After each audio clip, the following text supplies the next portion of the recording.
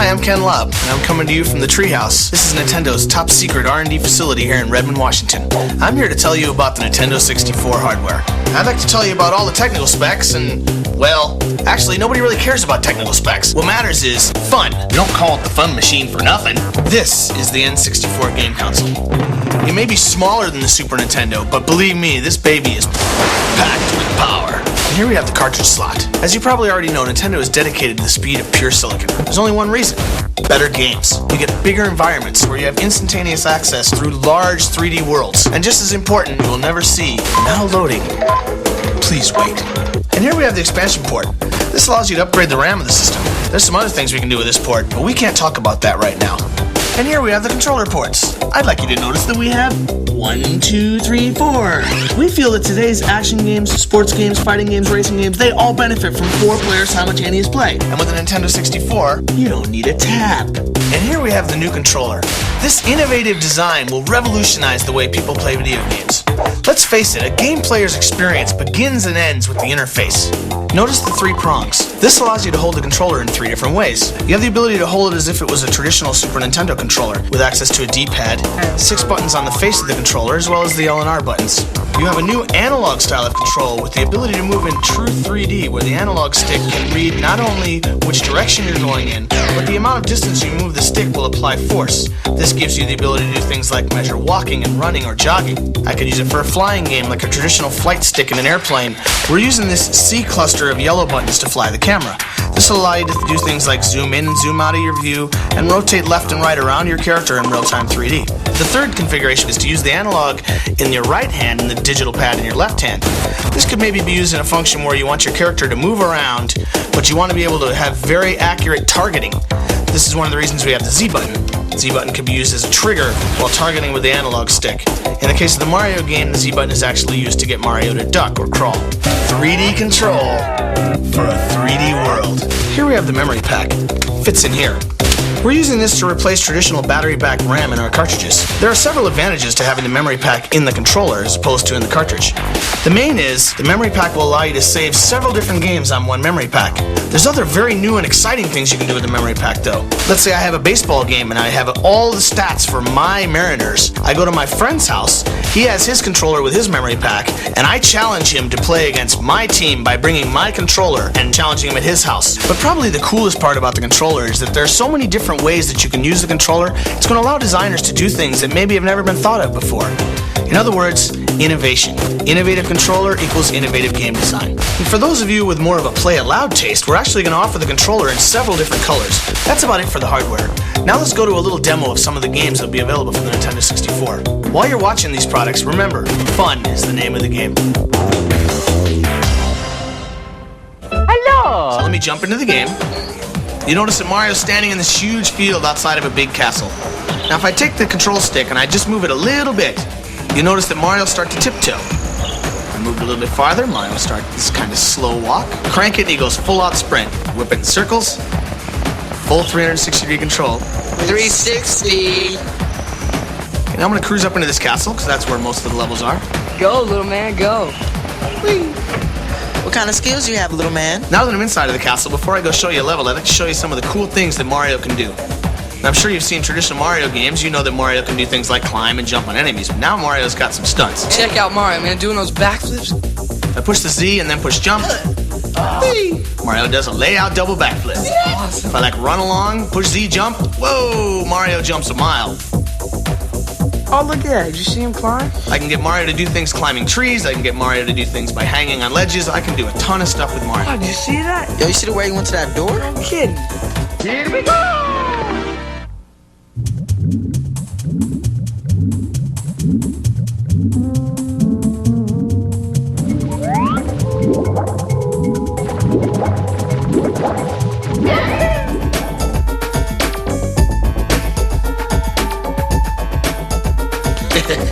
Control stick is cool. It actually allows full 360-degree control. Okay, so I'm going to cruise along here and jump into this picture. Oops. Hey, how'd you do that? Actually, it was pretty hard. We had a bunch of R&D guys with busted heads. This level's kind of cool because there's swimming levels in the game, there's snow levels, there's other stuff. This level actually involves swimming as well as kind of some traditional platform stuff. However, now it's all happening in a 3D world. That's awesome.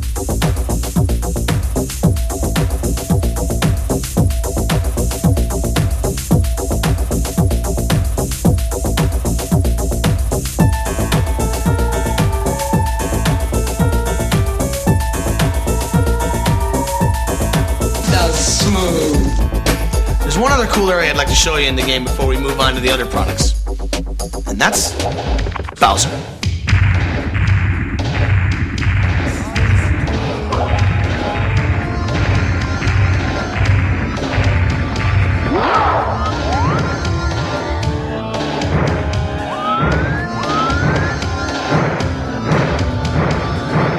So long, game Bowser.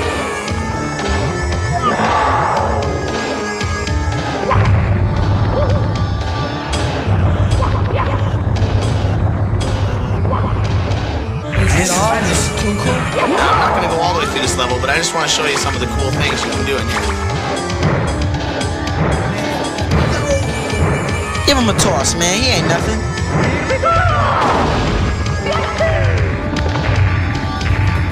Anyway, I think I could go on for about the next 20 hours telling you about Mario 64, but I think it's time we move on to Armand, who's going to show you Pilot Wings.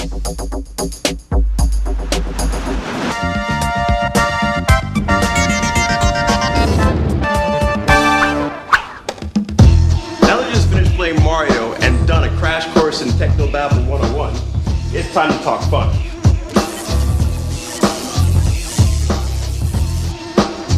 What's really different about Pilot Wings is that you get to deal with more than just airplanes. You've got hang gliders, you've got rocket packs, and you've got gyrocopters. It's the most unique flight simulating game you've ever played in your life. When you're playing the game, you feel like that you're actually in the game. For example, in this hang glider level, there's going to be some rings you got to fly through. That's the first part of it. Now you got to be sure that you're making yourself steer really steady because the mountains are in close, okay? Now when you go through all the rings, make sure that you pull the joystick down to swoop your plane upward. Swoop just like that, just like that. When you're going in for the landing, you want to use your A button, or commonly known as the blue button. Use it to slow down speed if you're going too fast. Come in for the landing, and it's an A+ if you hit it right. Yo, this is unreal.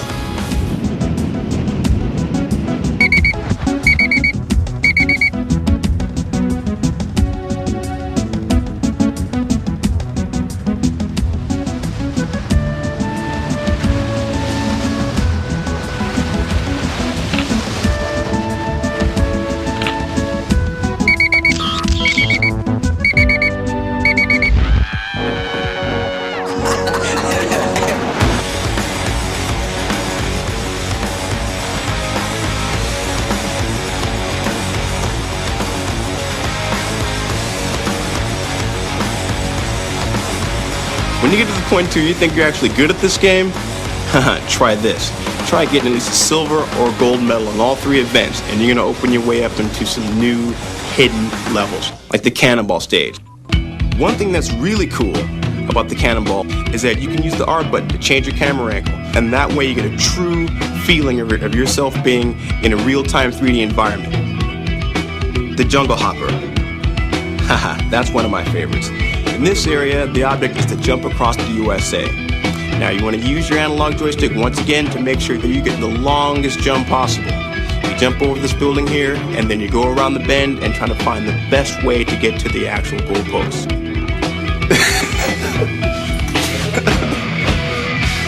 You've still got one more game to play. Shadows of the Empire.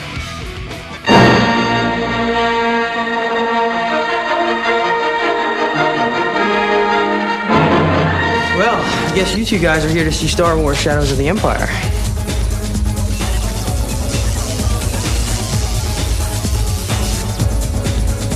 I guess I'll cut to the chase and get right to the game, which is my favorite part.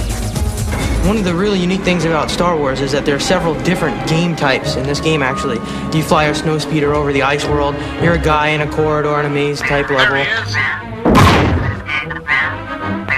You actually fly in a spaceship. You ride a swoop bike, which is kind of like a big speeder bike across the land. And one of the coolest parts in the game that I really like is these big walker guys.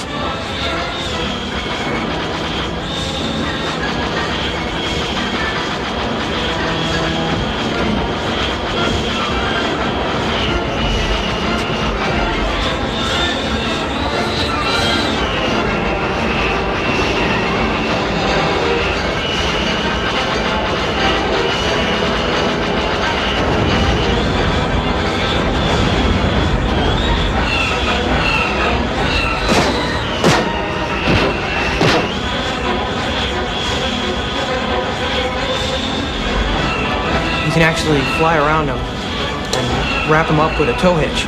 And you can circle them just like in the movie. And then you can trip them up. Love that part.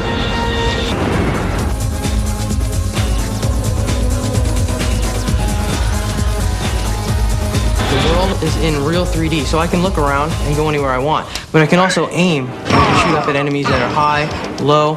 I can strafe and run and shoot in different directions. You're out there, Henry. I can jump over objects. I can actually duck and fire at some of the stormtroopers. I can get different weapons to fire, the flamethrower to kill these big ice monsters. Okay, this is the flying over the Star Destroyer. And here you actually can zoom in to the cockpit. In every level there's different views. You can zoom in and out. You can watch the guy from a third-person view, or you can actually watch from a first-person view. Here I have to destroy all these TIE fighters, watch out for asteroids. As you can see, the explosions here are just as good as the other level. Whoa! I just love that part.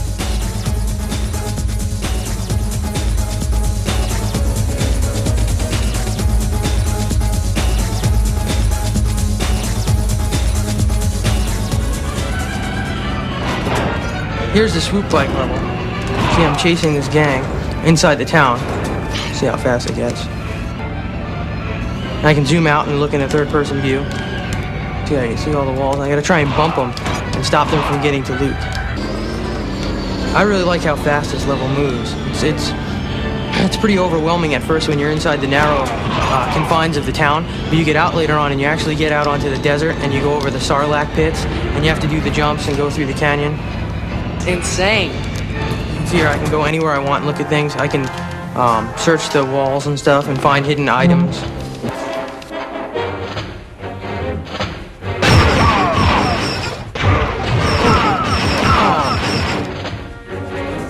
Well, that's just some of Star Wars Shadows of the Empire. Whoa, those are 3 great games. We've only scraped the surface. There's more?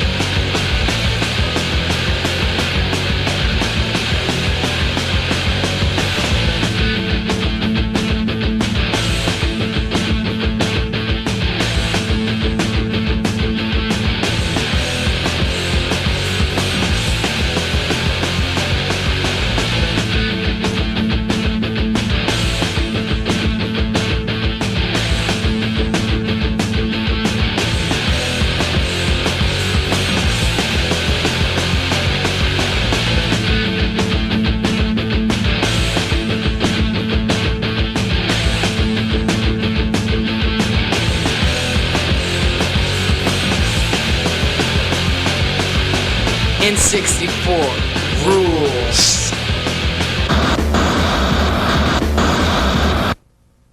You still want more?